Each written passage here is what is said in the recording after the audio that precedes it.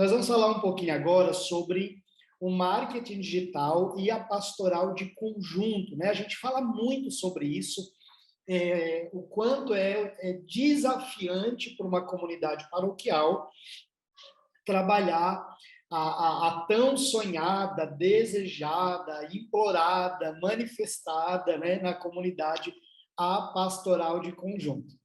É interessante porque na igreja nós somos chamados à unidade, né, e a vivência da pastoral de conjunto é sempre muito desafiante, né? Eu costumo brincar, Jesus pode ser que nos encontre reunidos, mas unidos eu não sei se ele vai encontrar. Então, a gente precisa trabalhar muito para que a gente não só esteja reunido, mas que a gente esteja unido, vivendo em unidade.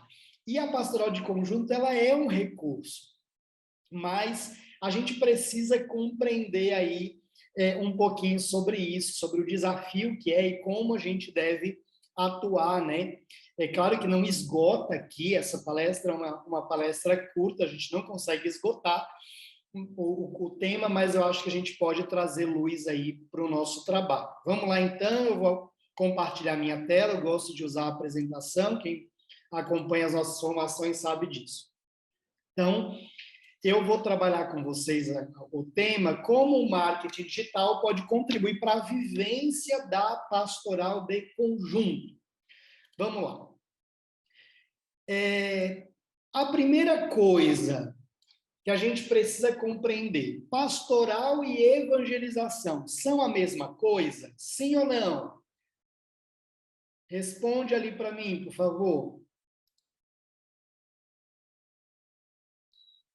Se pastoral e evangelização são a mesma coisa, é a mesma coisa. Vamos lá. Eu vou abrir o chat aqui para eu ir vendo.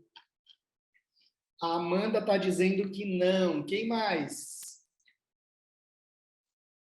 A Ana Maria está dizendo que sim. Deve ser. A Isabelle. Quem mais? Vamos lá, pode ir colocando. A Andrea está dizendo que sim. Pastoral e evangelização são a mesma coisa? A Solange acredita que sim. Também. Certo. Enquanto vocês podem ir colocando, eu vou continuando aqui. Primeiro, a gente precisa entender que missão evangelizadora e pastoral são coisas distintas e, ao mesmo tempo, estão interligadas, estão conectadas, certo? Vamos lá. Para a gente entender melhor essas realidades, a gente tem duas palavras que nos ajudam a iluminar aí a entender um pouco sobre isso. A palavra evangelização, a vida evangelizadora, a vivência evangelizadora, nós podemos traduzir a partir de uma passagem bíblica que vai dizer o seguinte: ide e proclamai o evangelho. Então, toda vez que a gente evangeliza, nós estamos vivendo esse ide e proclamai, esse ide e anunciar, certo? E quando a gente trata da dimensão pastoral, nós estamos trabalhando o ide e fazer discípulos. Então, existe uma distinção aqui que é importante para nós. Então, no nosso trabalho, a gente deve cuidar dessas duas realidades. Embora sendo complementares, elas se integram, né? É parte de um mesmo conjunto de ações que chamamos de evangelização.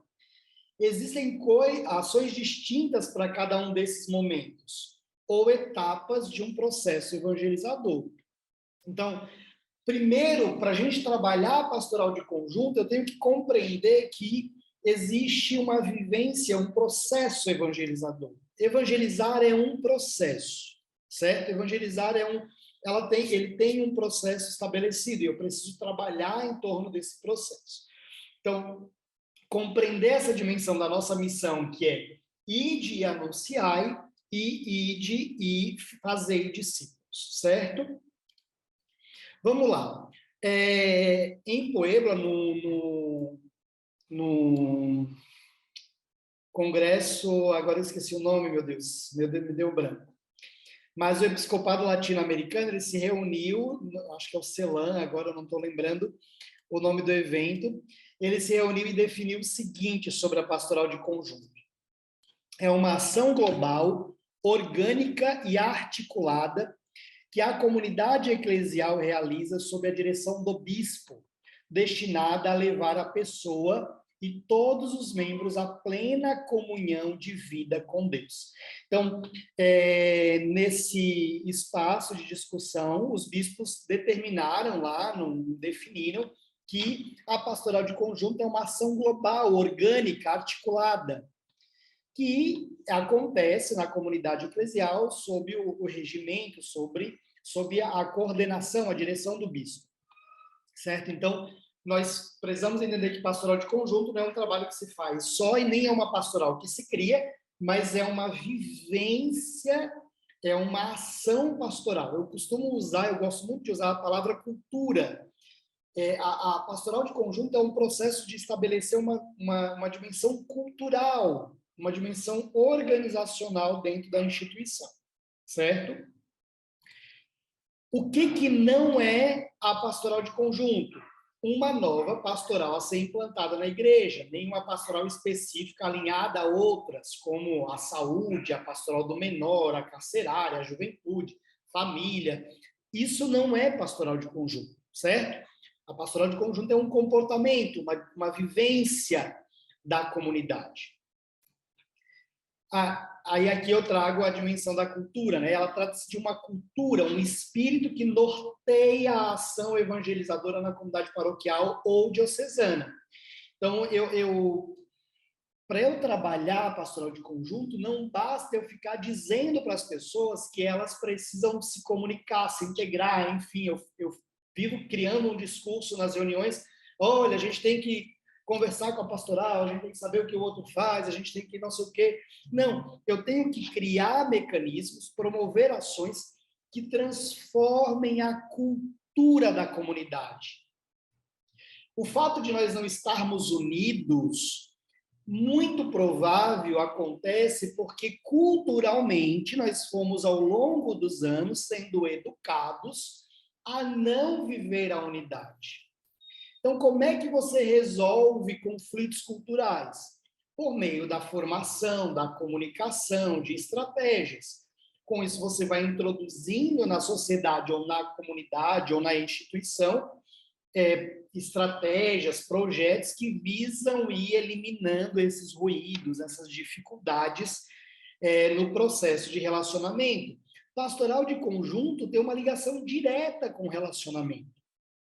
A dimensão da fofoca, das brigas, do dono da igreja, todos esses problemas que são escrachados em todas as paróquias, isso todo mundo traz essa realidade nos cursos que a gente aplica aqui, isso não é novidade para ninguém, isso acontece em toda a comunidade.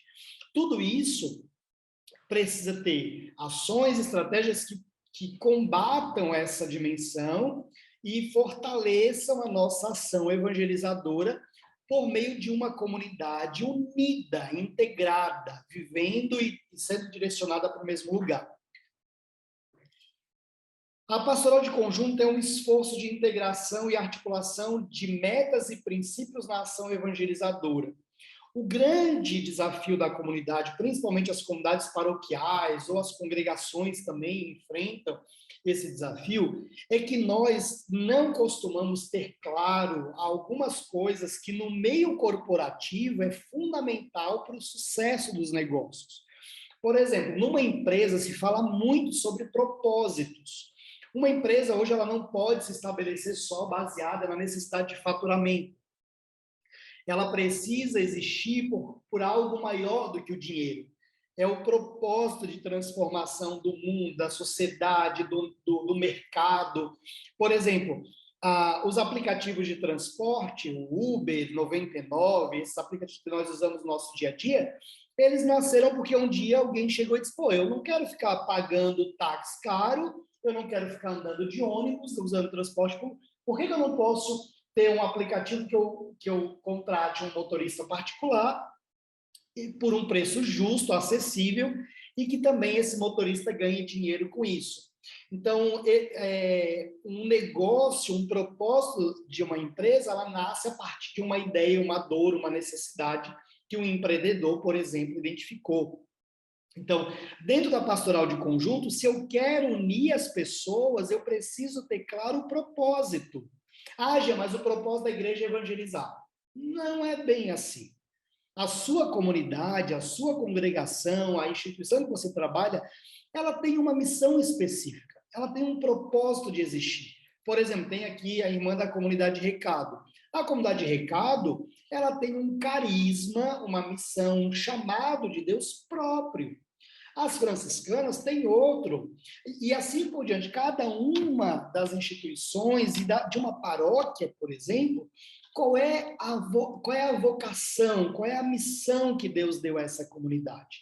Né? Num curso que a gente tem aqui na agência de planejamento estratégico, a gente trabalha um dos módulos, os norteadores estratégicos, e a gente ensina, por exemplo, uma paróquia, como ela define o propósito, a missão, a visão e os valores dela. E eu trato muito sobre isso porque a gente precisa compreender que a história de uma comunidade e toda uma situação que se estabelece naquela comunidade tem muito a nos dizer sobre o que ela é chamada a viver. Inclusive o padroeiro, por exemplo, da paróquia. Né? Uma paróquia que é mariana, por exemplo, ganha um título de Nossa Senhora.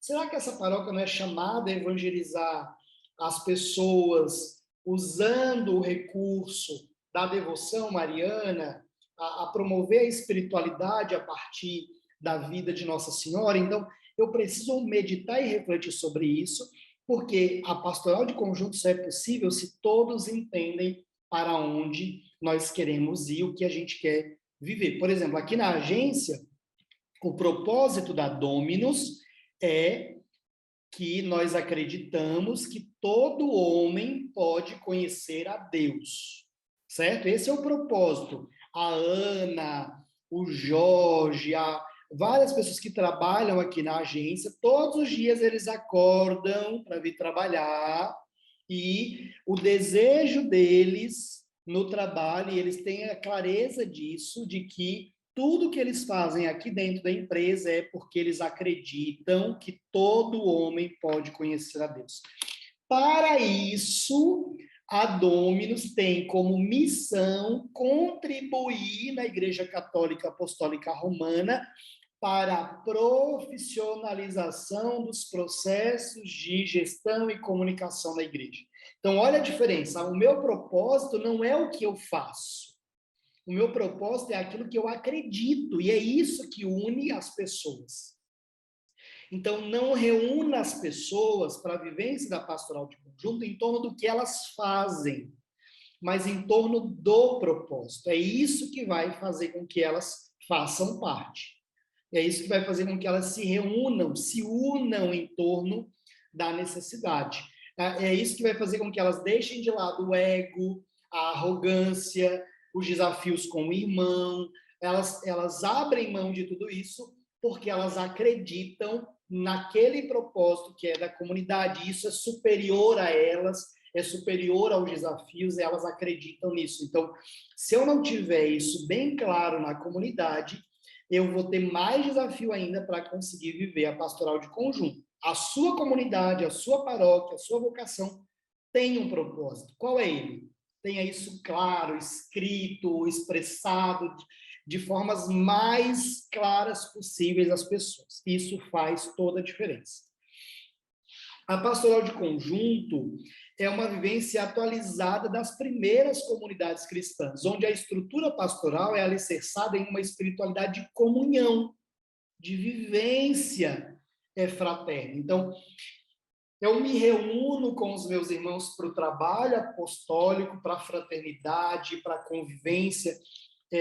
Eu costumo falar no curso de planejamento que uma das coisas que eu acredito que é fundamental para a vivência da evangelização é que nós nos reunamos na comunidade além do trabalho. A igreja deveria ser um lugar que eu vou para a paróquia, por exemplo, eu vou lá na paróquia tomar um café na lanchonete da paróquia e vou marcar, Ana, vamos lá na paróquia tomar um café para bater um papo? Assim como eu marco para ir numa cafeteria. Só que eu não proporciono na paróquia esse ambiente de encontro. O ambiente de encontro, e pode ser que eu esteja errado, na sua comunidade pode ser diferente, mas num ambiente que você vê da comunidade, na maioria das paróquias, é o seguinte, eu vou para a paróquia, tu vai fazer o quê? Vou dar catequese, vou servir não sei o quê, vou trabalhar na festa, eu vou fritar pastel, eu nunca vou para me reunir com os meus irmãos, eu nunca vou para lá para me confraternizar.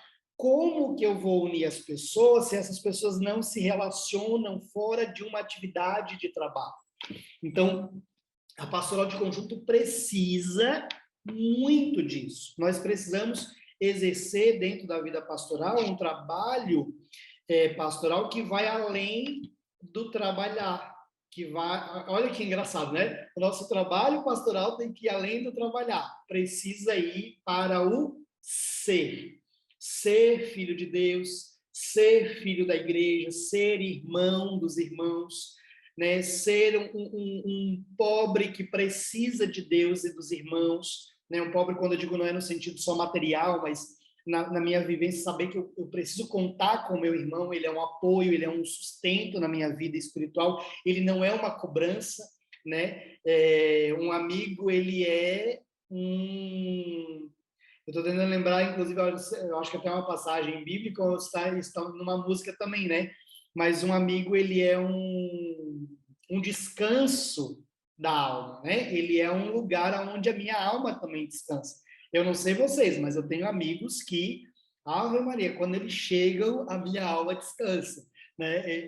Eu sou o Jean com eles, eu sou apaixonado pelos meus melhores amigos, né? A gente tem uma vivência muito intensa, assim. E eu acho que esse é um lugar, essa é uma postura que o ambiente pastoral precisa ter. Nós temos que ter uma vida além do fazer. Nós precisamos ser. Construir esse ser comunidade, esse ser irmãos, ser filho de Deus, ser uma família. Mas como que o marketing digital pode contribuir para essa vivência da pastoral de conjunto? Como é que a gente faz para que isso aconteça? A primeira coisa que a gente precisa entender é o que é o marketing digital, né? O marketing digital, ele é um conjunto de ações desenvolvidas na internet com o objetivo de atrair um público, divulgar produtos e serviços e, olha que interessante, criar relacionamentos ou fortalecer uma marca. Então, o marketing, ele é uma estratégia de relacionamento, ele contribui para as relações. A gente não pode entender o marketing só numa via de produto, de compra. Eu ofereço e alguém compra. Não é isso. O marketing, ele estabelece relações. E o ambiente digital, ele é propício para isso. Existem muitos desafios, mas é preciso que a gente compreenda de uma vez por todas que a internet é uma cidade habitada, é um espaço, né, um lugar habitado. E aí compete a nós tomar a decisão, nós queremos habitar essa cidade ou nós não queremos? Porque se nós não queremos habitar essa cidade, nós também não podemos reclamar do vizinho que mora nessa cidade e que mora do meu lado. Por quê? Porque eu não habito essa cidade com tudo aquilo que eu poderia contribuir. Então, se eu vou habitar esse ambiente digital, se eu vou estar nesse ambiente digital como um anunciador do evangelho, então que eu faça juízo a este estar morando, residindo neste lugar. Sabe aquele vizinho que você nunca viu, que mora do seu lado, que não fede nem cheira, mas que não contribui em nada para a vida daquela região? É chato morar num lugar assim. É legal morar, eu pelo menos, né? Morava num bairro popular, periferia da cidade de Itajaí. Meu Deus, eu vivia na casa dos vizinhos, fugia de casa para estar na casa dos vizinhos, né? A gente dormia, a mãe ia para o baile, deixava nós com a vizinha. Tinha toda uma relação que se estabelecia ali, vínculos que até hoje duram. Então, se nós queremos evangelizar no ambiente digital, ou nós somos presença efetiva, ou a gente não reclama Porque o mundo está perdido na internet. Porque tem um monte de porcaria na internet. Porque nós não atuamos lá. E aí, óbvio, nós não atuamos, alguém vai fazer por nós. Nós não aprendemos a trabalhar na internet, alguém vai fazer, trabalhar e ocupar um espaço que nós poderíamos ocupar. Certo? Alguém está escrevendo na tela aí. Vamos lá. Deixa eu só... que eu tenho toque, gente. Esses riscos na tela vai me dando agonia, gastura. Deixa eu voltar aqui agora, vamos ver se vai sair. Saiu. Então, o objetivo, né, do marketing digital, ele conecta com a audiência, é conduzir o cliente até a compra. Esse é o objetivo geral do marketing digital. Além, claro, de satisfazer as necessidades e desejos das pessoas. Então, esse é o objetivo do marketing digital. Qual é o objetivo do marketing digital no contexto da evangelização, Jean? No contexto da evangelização, também é conectar com a audiência.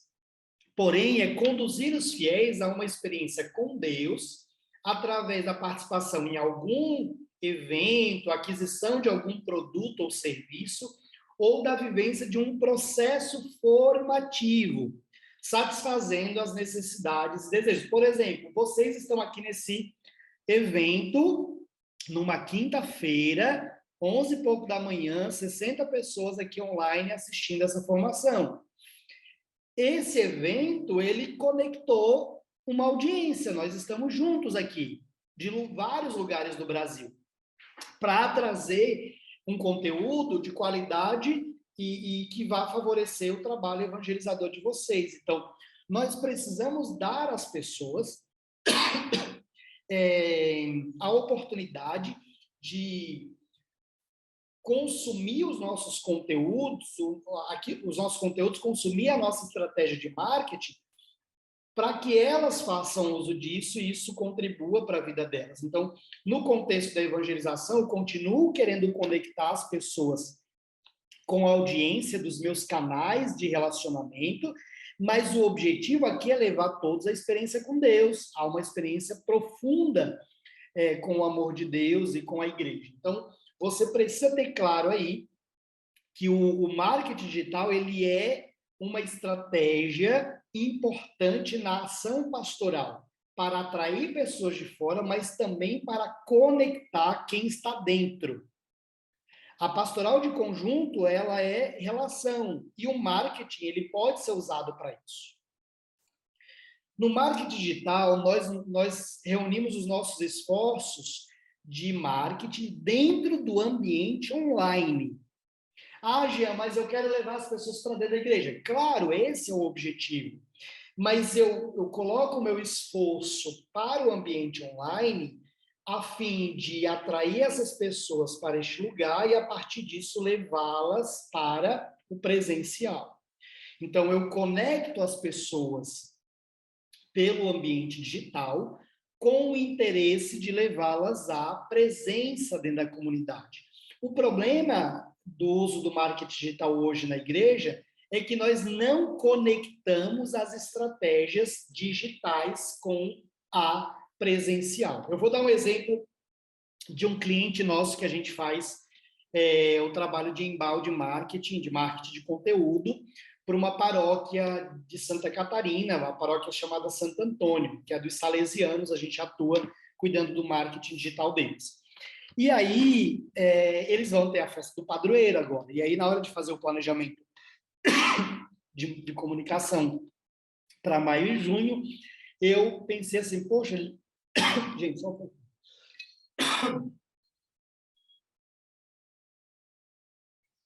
São Paulo, o ambiente está... o ar está seco. E aí eu pensei no planejamento deles o seguinte, eu queria conectar as pessoas do digital para o presencial. Então, o que eu sugeri?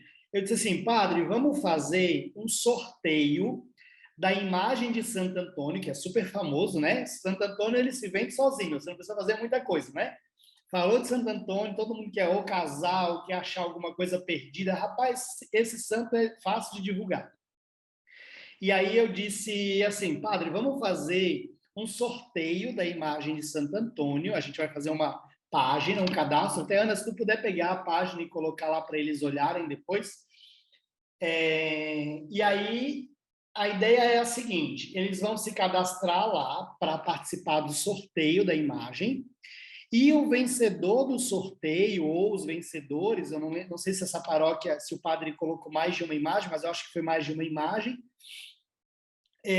vai ganhar a imagem, e durante a festa do padroeiro, o pároco vai visitar a casa para entregar a imagem, abençoar a imagem e entronizar ela na casa do paroquiano. Percebam que a estratégia ela começa online, mas o objetivo é levar as pessoas a uma experiência pessoal e presencial. Então, o padre vai acabar indo na casa do paroquiano, a ideia é fazer as fotos, divulgar isso, fazer um trabalho de promoção devocional e, claro, convidar as pessoas para irem na festa, mesmo que você não ganhe a imagem, mas você pode ir lá rezar com Santo Antônio. Então, olha que interessante, a gente integra essa realidade. Além disso, a gente vai fazer uma novena, que está para começar, inclusive, né, Ana? Não sei como é que está isso, tem que até olhar, a novena de Santo Antônio, e aí eu sugeri que esse ano o tema fosse rezando para encontrar o marido, né, a esposa. Então, a novena vai acontecer na paróquia, mas também online, com várias pessoas das pastorais e movimentos rezando a novena de Santo Antônio, e as pessoas vão poder assistir também, fazer a novena em casa. Então, eu conecto a ação digital com a presencial. Elas não se anulam, uma não anula a outra. Então, a gente precisa entender isso para trabalhar dentro da pastoral de conjunto. A aplicação, né? Como é que a gente pode usar o marketing digital? Para venda de produtos e serviços, divulgação de valores. Será que a gente trabalha divulgando valor na igreja? É o que a gente mais faz, é divulgar valores. Então, eu posso usar o marketing para isso. Valorização de aspectos formativos. Gente, existe um movimento hoje no mundo em relação ao marketing digital que é o seguinte, o conteúdo ele é o ouro deste tempo. Então, assim, tem gente que ganha muito dinheiro, é milionário fazendo conteúdo. Os influenciadores, por exemplo, fazem conteúdo e são milionários, ganham muito dinheiro. Então, o conteúdo, ele é um grande recurso utilizado nos meios seculares e pelo ambiente digital para atrair as pessoas, mas nós poderíamos usar isso para evangelizar, para atrair as pessoas para os valores do evangelho, né? E também fazer com que não só pessoas que não estão na igreja passem a estar, como a gente também integrar o nosso povo está mais junto. E isso é possível por meio do marketing digital. E aí, claro, ele também serve muito para divulgação de eventos, né? Atividades pastorais. Quais são os canais do marketing digital? Eu posso usar diversos canais.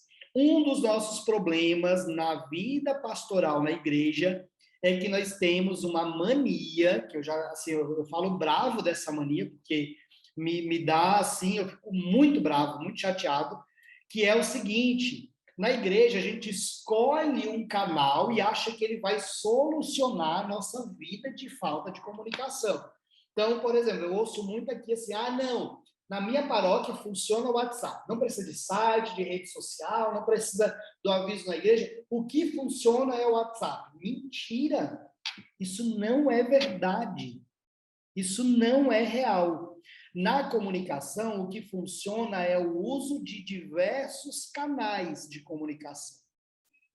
Eu posso usar o WhatsApp e ele pode, de fato, ter mais resultado? Sim, ele pode ser. Por exemplo, no nosso caso do marketing da Dominus, nós temos muito resultado com as mensagens que a Ana, inclusive, faz aí o envio para vocês, mas nós fazemos e-mail marketing, nós temos anúncio no Facebook, Instagram e Google, nós utilizamos, nosso site atualizado sempre, semanalmente, mensalmente, tem conteúdo novo para vocês, nós fazemos esse tipo de evento aqui, que é uma estratégia de marketing também. Então, a gente não vai resolver a nossa vida usando um único canal. Então, eu quero trabalhar o relacionamento com os meus agentes. Você precisa ter uma estratégia de relacionamento baseada e construída com diversos canais. Eu quero melhorar a comunicação da congregação. Eu preciso entender o perfil do meu povo da congregação para poder estabelecer uma estratégia de comunicação que favoreça que aquela pessoa que tem mais acesso à internet consiga ter o contato com a mensagem, e aquela que não tem também tenha. Eu preciso me comunicar com diversos públicos, e para isso eu faço uso de diversos canais. Nós temos que investir em comunicação. Não dá para continuar do jeito que está.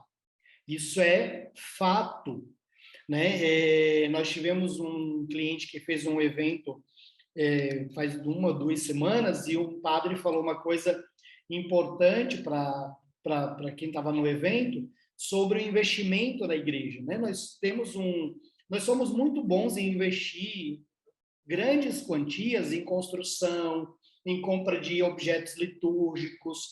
A gente investe muito dinheiro e não tem medo dos valores para esse tipo de ação. Mas quando assim, tem que investir R$ 500, ou sei lá, não vou nem dizer isso, tem que investir R$ 100 de anúncio no Facebook. Nossa, para que isso? Para comunicar, para anunciar o evangelho. É isso que a gente não faz? Pois é, então a gente precisa investir nisso. Então, a gente foi, ao longo do tempo, entendendo a comunicação só como despesa.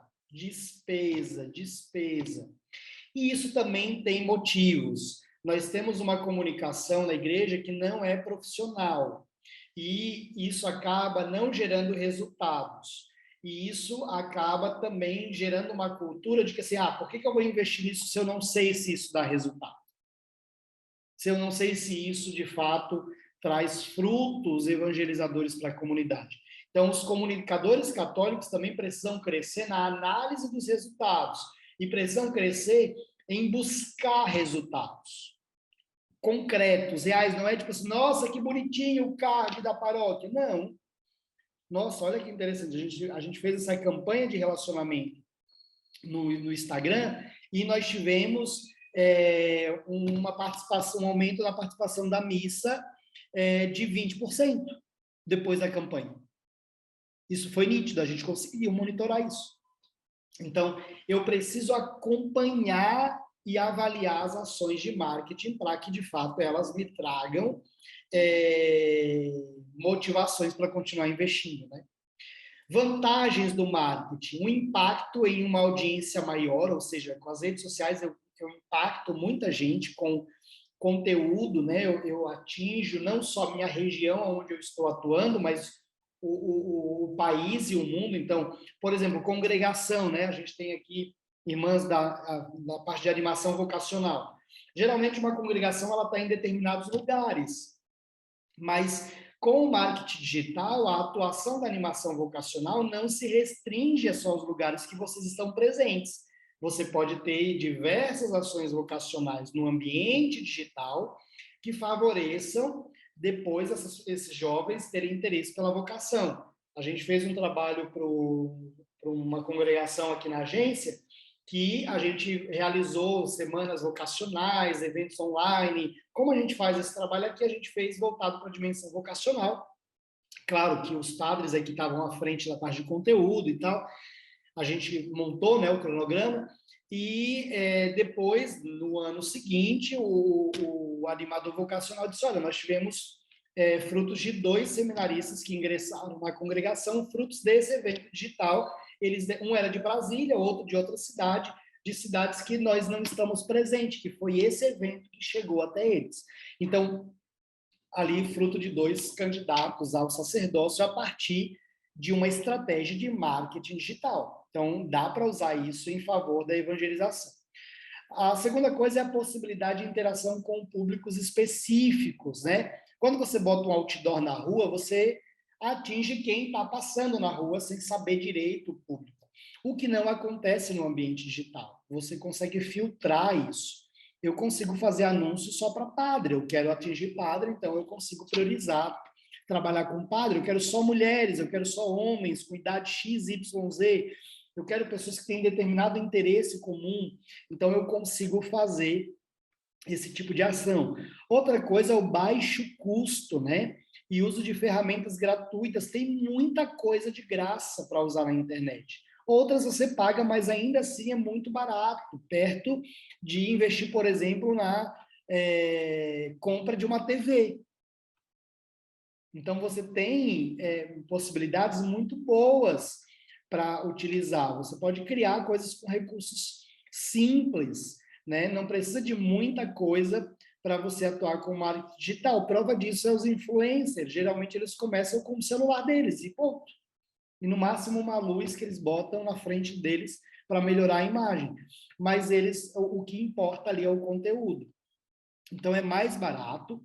Anúncio no Facebook, por exemplo. Se você imprimir 30 mil panfletos, tem um custo. Mas você anunciar no Facebook para 30 mil pessoas é muito mais barato. Muito mais barato e muito mais efetivo. Quem aqui nunca foi convencido a comprar algo ou a ir em algum lugar a partir de um anúncio no Facebook ou no Instagram? Eu faço isso o tempo todo, eu compro o tempo inteiro alguma coisa que foi anunciado pelo Instagram, né? E eu acho ótimo, quando eu estou em reforma aqui, aí às vezes eu digito lá no Google modelos de cortina para quarto, por exemplo. Eu acho maravilhoso, a internet trabalha para mim. Daqui a pouco começa a aparecer um monte de empresa que faz cortina para quarto. Eu não preciso ficar correndo atrás, elas aparecem. Eu vou olhando, mando a solicitação de orçamento e resolvo o problema. Então, a internet ela é um recurso muito importante para a atividade pastoral também. E outra coisa é a mensuração dos resultados. Com a internet, isso é possível, de forma mais concreta e realista. Marketing digital, então, trata-se fundamentalmente de um processo social e de relacionamento.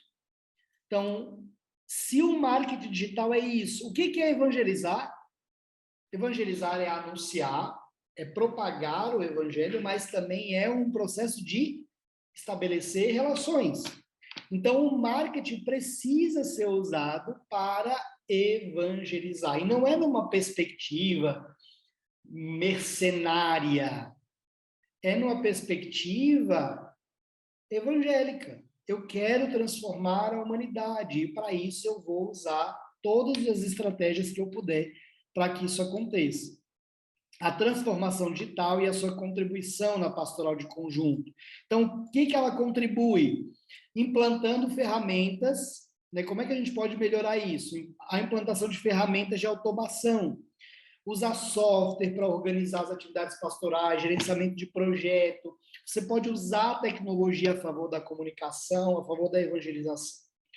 Use para estabelecer um relacionamento estratégico e alinhado às metas pastorais. Nosso problema da nossa comunicação é que a gente não observa a demanda pastoral. Eu tenho uma necessidade e eu preciso suprir essa necessidade. Como é que eu faço isso? Eu trago o marketing para perto para desenvolver as estratégias. E aí, a partir disso, eu estabeleço relacionamento, alinho as metas e alcanço os resultados. Use as métricas oferecidas pela transformação digital nas ações evangelizadoras em todas as instâncias. Então, o ambiente digital ele me dá muito dado. Existem ferramentas que possibilitam eu saber, por exemplo, o que as pessoas estão procurando mais hoje na internet no Google. E baseado nisso, eu posso estabelecer uma estratégia de conteúdo, por exemplo. Então, como é que eu posso usar as métricas, os dados do meu site, da minha rede social, para poder estabelecer relações mais duradouras e de confiança, né? E faça da transformação digital aliada ao processo formativo da comunidade. Nós precisamos inserir o digital na formação. E isso não é simplesmente organizando eventos online ou só fazendo eventos presenciais, que nós vamos estabelecer um processo formativo. Eu posso trabalhar a formação numa série no YouTube, uma série no Instagram. Eu posso estabelecer formação fazendo vídeos de Reels no Instagram. Eu posso ensinar, eu gosto de dar esse exemplo, ensinar o ministro da Eucaristia a montar uma credência com um vídeo de 1 minuto, 2, que eu envio para eles, para todos os ministros, por WhatsApp. Eu não preciso trazer todos os ministros na igreja para ensinar a montar uma credência. Eu vou trazer eles para outras coisas mais importantes, mas eu posso ensinar para eles usando um vídeo, um tutorial. Quem aqui nunca aprendeu a cozinhar usando um vídeo rápido da internet? Então, a gente pode usar também como aliado na formação, certo? E é isso, e aí agora eu abro para a gente conversar e tirar as nossas dúvidas.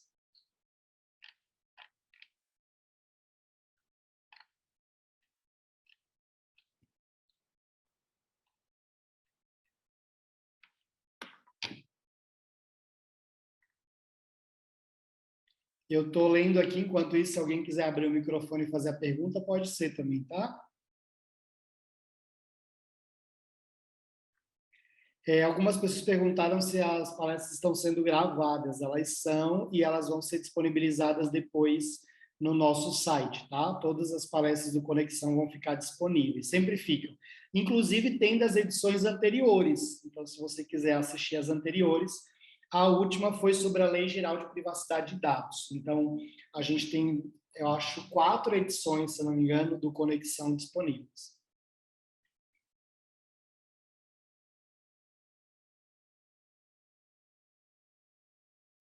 Padre Evandro está perguntando, a pastoral de conjunto não é uma pastoral. O que é? Pode-se dizer que é uma estratégia pastoral.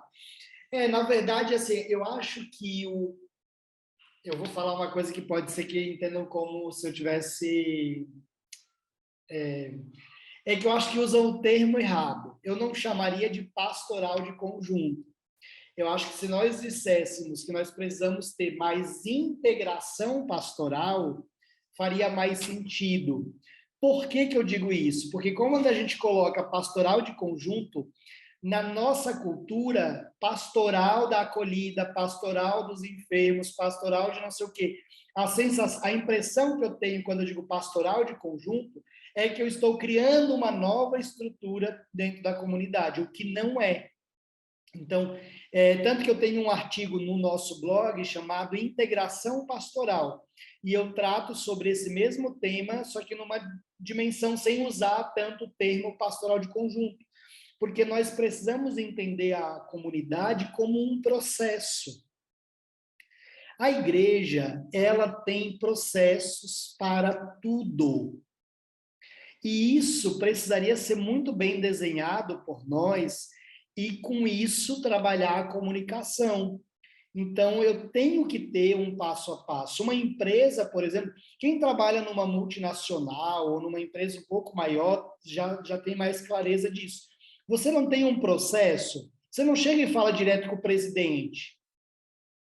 Existe uma ordem para as coisas acontecerem. Eu preciso viajar pela empresa.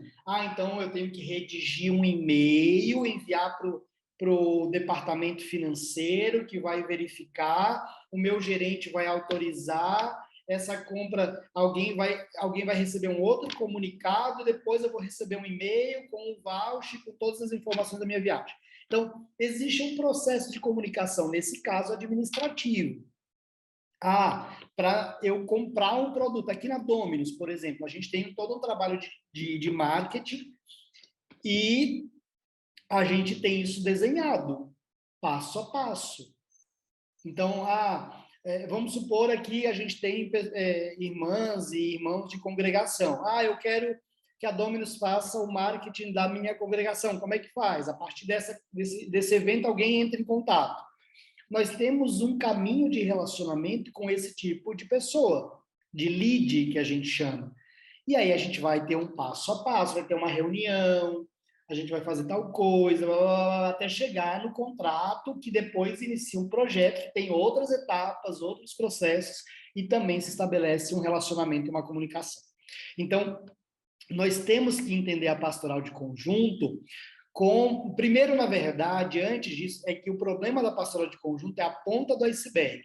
Abaixo do nível do mar está o grande problema nosso, que é a nossa falta de entendimento da comunidade, da instituição religiosa católica, como uma instituição que tem processos a serem estabelecidos. A nossa falta de profissionalização na evangelização nos impede de crescer, porque nós não olhamos a evangelização, e profissionalizar a evangelização não é tornar a evangelização, a igreja, uma empresa, mas é fazer bem feita, é compreender o processo, estabelecer uma linha de raciocínio, uma lógica para o trabalho. Por exemplo, o Padre Evandro ele é coordenador da comunicação da congregação. Um dos desafios de uma congregação é o quê? É o relacionamento com o público interno. No caso do Padre Evandro, por exemplo, os padres. Então, como é que eu estabeleço um processo de integração, de comunicação, para que no futuro eu diminua os ruídos e os problemas de comunicação com os sacerdotes da minha congregação? Que tipo de processo se estabelece, por exemplo, da província para com os padres, e que eu preciso estabelecer projetos de comunicação para romper com os ruídos de comunicação? Olha aí, de novo, entrando a estratégia, né? Aquilo que o Francisco falou na primeira palestra de hoje. Quando a gente entende a comunicação na estratégia, ela começa a tomar, ela entra como se fosse veias, né? Ela vai entrando pelos ambientes e estruturas da instituição, certo? O mesmo conteúdo mensagem pode ser divulgado nos diferentes canais de comunicação ou para diferentes canais, diferentes conteúdos e mensagens. Boa pergunta, Pablo. Na verdade, você pode ter conteúdos com as mesmas temáticas para canais diferentes, porém os formatos podem variar. Então, por exemplo, eu vou dar um exemplo prático agora. Quem conhece a Irmã Zélia? Nós estamos aí fazendo um trabalho para a Copiosa Redenção, que é uma congregação, e tem a Irmã Zélia. A gente vai lançar um trabalho da Irmã Zélia agora, dia 31. Que é um trabalho voltado à dimensão mariana, à devoção mariana. Então, para que a gente faça o trabalho e que chegue no resultado lá no dia 31, que a gente espera, eu utilizo diversas estratégias de comunicação. Então, por exemplo, no Instagram da Copiosa, se vocês entrarem lá, vocês vão ver que tem uma estratégia de conteúdo mariano estabelecida dentro do perfil da Copiosa Redenção. E aí aqui, por exemplo, tem um vídeo da Irmã Zélia. Esse é o primeiro vídeo. É uma estratégia que o Marcos deu a ideia aqui. É um vídeo dela rezando a Ave Maria. A gente deu a sugestão de gravar uns 10 vídeos, dizendo assim, a Irmã Zélia vai dizer, olha, gente, eu quero convidar vocês a rezar pelos desempregados. Vamos juntos agora rezar uma Ave Maria. Isso no vídeo de 1 minuto. E aí a Irmã Zélia reza a Ave Maria junto com o povo. Esse vídeo, até agora, tem quase 9.000 curtidas e quase 900 interações de comentários. E já foi visualizado por quase 50.000 pessoas. Então, entende que o Reels, eu não consigo fazer um vídeo da Irmã Zélia de 5 minutos, porque o Reels é 1 minuto. Mas esse conteúdo tem relação com um blog post. Por exemplo, se você entrar no site da Copiosa, você vai ver lá no site que tem um blog post sobre Nossa Senhora. Nós estamos lançando um e-book sobre não sei quantos títulos de Nossa Senhora. Então, eu faço uma série de conteúdos, de estratégias que estão ligadas ao mesmo tema, mas em formatos diferentes e em canais, e são distribuídos por canais em formatos diferentes. Então, e a pastoral de conjunto e a vivência da pastoral de conjunto precisa disso. Porque eu preciso me relacionar com as pessoas e as pessoas estão em diferentes canais. Por exemplo, se eu perguntar aqui, tem gente que não está no Telegram, mas tem gente que usa o Telegram todo dia. Eu, por exemplo, não uso o Telegram, mas tem gente que usa. Tem gente que usa muito o Twitter. Eu não uso o Twitter. Mas para a pessoa que usa o Twitter, poxa, padre, podia atualizar as coisas da paróquia no Twitter, eu uso tanto o Twitter. Aí o outro vai dizer, nossa, mas eu uso mais o Instagram. Nós trabalhamos com uma diversidade de público muito grande. Então, essa ideia que a gente tem de que as coisas têm que ser divulgadas só de um jeito, de uma forma, é uma visão muito míope da comunicação. A Coca-Cola, vocês acham, olhando assim, a Coca-Cola, certo? Coca-Cola, gente. Ela precisaria de propaganda se a gente olhar cruamente. Gente, é a Coca-Cola. Mas olha quanto a Coca investe em marketing. E olha em quantos formatos ela tá. A Coca tem uma marca de produtos. A gente compra roupa com a marca Coca-Cola. Isso é estratégia de marketing deles. Muito mais do que ganhar dinheiro vendendo roupa, o negócio deles é vender um refrigerante. Mas tem uma marca chamada Coca-Cola de roupa, de tênis. Eu já comprei, inclusive. O Nubank tem uma loja de produtos do banco. Quando é que a gente ia ver isso? As pessoas compram um produto do banco e usam isso e ostentam isso. Eu sou cliente do Nubank. Então, a gente tem que entender que a gente precisa usar diferentes canais, diferentes tipos de formato de conteúdo, vídeo. Aí tem gente que diz, não adianta escrever texto. Por exemplo, e quando eu ouço isso eu fico revoltado, né? Não adianta você ficar escrevendo texto para o site, ninguém olha. Mentira! Sabe quantos acessos o site da Dominus tem por mês, em média? 30 mil. De conteúdo formativo, só que eu não sou preguiçoso para escrever, nem a minha equipe, a gente escreve muito conteúdo. E a gente pensa o conteúdo baseado na necessidade de vocês. Sabe qual é a média de tempo que a pessoa fica num conteúdo meu? 7 minutos, é o tempo de leitura. Ela lê o meu conteúdo. Eu analiso isso o tempo inteiro. Entendeu? Então, assim, e é lido. Tem gente levantando a mão que diz que lê aí, né? Legal. Então, tá entendendo? Então, assim, a gente precisa investir. Só que o problema é que a gente culpa o canal, culpa o formato da comunicação, quando, na verdade, o problema é a estratégia, o problema é como nós produzimos aquilo. Aqui na agência a gente vive isso. Às vezes a gente planeja um negócio e não tem sucesso. E aí a gente para e diz, poxa, por que isso não deu resultado? Não, a estratégia não foi boa. Por que não foi boa? Por causa disso, disso, disso. Tá, beleza. Então vamos fazer de novo. De outro jeito. A gente fez agora, eu fiz uma estratégia que eu fiquei indignado. Era para gerar uma interação e tal. E eu, convicto, tá? Vai bombar, vai ser maravilhoso, vai gerar muito lead, contato. Acho que gerou 6 ou 7 leads. Eu fiquei indignado, assim. 6 ou 7 contatos.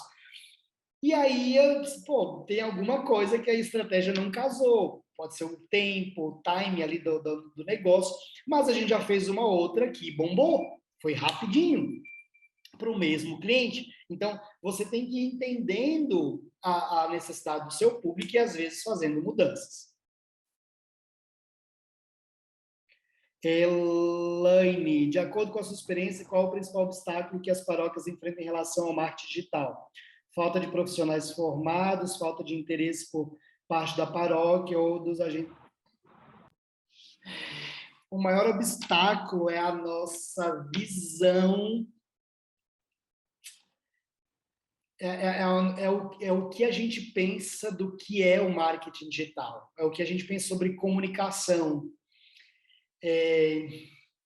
Na verdade, o obstáculo maior é a gente entender de fato que o nosso propósito é comunicar. Eu acho que a igreja precisa de novo lembrar de que ela tem como missão comunicar. Ela é chamada a anunciar. Nós não somos chamados a fazer, assim, entendam o que eu vou dizer, certo? O nosso negócio não é fazer quermesse, não é fazer rifa, não é construir prédios, não é isso. O nosso negócio é comunicar. Se para comunicar eu preciso promover eventos, construir estruturas, eu faço isso, ok. Entende a diferença? Então, eu existo para comunicar. E se para comunicar eu preciso ter um estúdio de gravação, então eu vou construir um estúdio de gravação.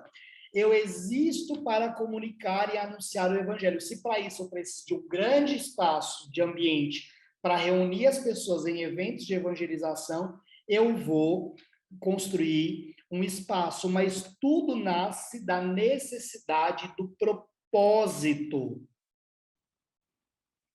da existência. Entende a diferença?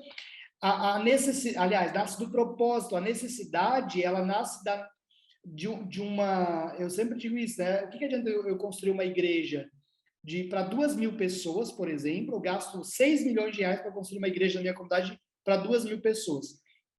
Quando hoje, na minha missa, na igreja, tem 200. Eu estou fazendo eu estou tendo uma visão contrária. A estrutura nasce antes da necessidade. Uma indústria, ela é construída baseada na capacidade de produção e de venda dela. Quantos carros eu consigo produzir? Eu quero produzir por ano. Eu quero produzir X mil carros. Pronto, então eu preciso de uma planta, de uma fábrica de tantos mil metros quadrados, com tantas mil pessoas trabalhando para isso. Não é assim que funciona no mercado? Mas eu vou construir, eu começo a produzir aquela quantidade de carros. Se eu não produzir, eu tenho prejuízo nisso. Então, o que a gente vê, por exemplo, até em nível de construção, são estruturas caducas. É que o que o padre Matheus falou lá na formação, quem participou da Semana de Educação Financeira, ele falou sobre isso. Ele disse, a gente constrói prédios que ficam vazios o ano inteiro e que geram manutenção, despesa, gasto, quando eles deveriam estar cheios de gente. Eu acho que se eu fosse, por exemplo, padre, e eu tivesse numa paróquia em que o centro pastoral não tivesse aberto todos os dias, com jovem entrando, com família, com casais indo para grupo de oração, para atividade, eu queria ter como problema, como pároco, o centro pastoral precisa ficar aberto o tempo inteiro, porque tem muita gente. Eu não queria ter como problema o centro pastoral estar fechado e ter que fazer manutenção. Entende? A estrutura precisa existir para o povo, para ser usado para evangelizar. Então, eu acho que o grande problema nosso é entender de uma vez por todas que o nosso propósito enquanto igreja é anunciar e comunicar. Quando a gente entender isso, a gente vai dar a importância que é devida à comunicação. Enquanto a gente não entender isso, nós vamos patinar, que aí a gente não vai investir dinheiro, a gente não vai se profissionalizar, a gente vai achar um absurdo, por exemplo, não, a gente vai gastar 5 mil reais para fazer um site de qualidade para a paróquia. Vamos investir. Nós vamos começar a gastar 500, 600 ou 1.000 reais de mídia paga em anúncio no Facebook para divulgar os horários de missa para todos os moradores da cidade onde a gente está. Vamos. Esse é o nosso negócio, a gente tem que atrair as pessoas para a igreja. Então, a gente vai divulgar os horários, a gente vai fazer o que é preciso fazer. Porque o nosso chamado é anunciar. Entendeu? Então, a gente precisa tomar essa consciência, né? Isabelle, aqui estamos usando o Facebook da paróquia para postar todas as fotos e vídeos maiores.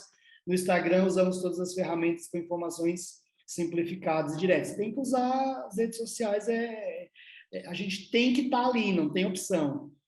Já tem um desafio de primeiro ensinar sobre as redes sociais como ferramenta de comunicação e não só para distrair.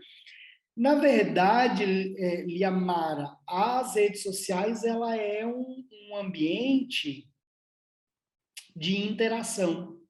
Ela é um ambiente que pode ser para informação e tudo mais, para formação, mas ela nasce para interagir, para diversão.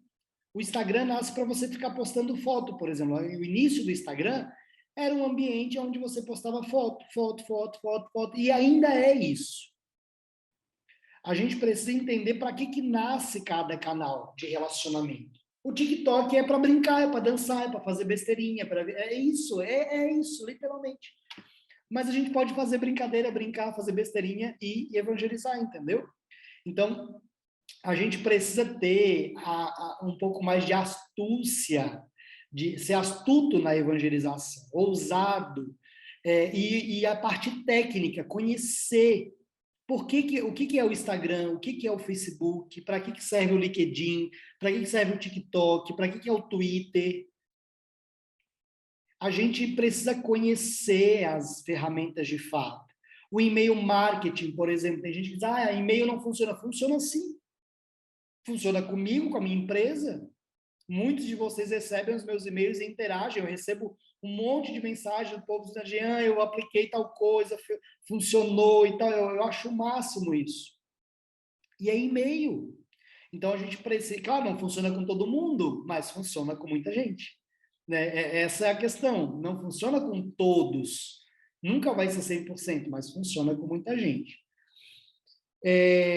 Terezinha, encontramos muitas resistências na implantação do marketing digital na paróquia, os padres não utilizam as redes sociais e por isso não tem dimensão do alcance. Um sacerdote precisa estar bem informado quanto a isso. Existem alguns desafios aí, mas temas para outras formações.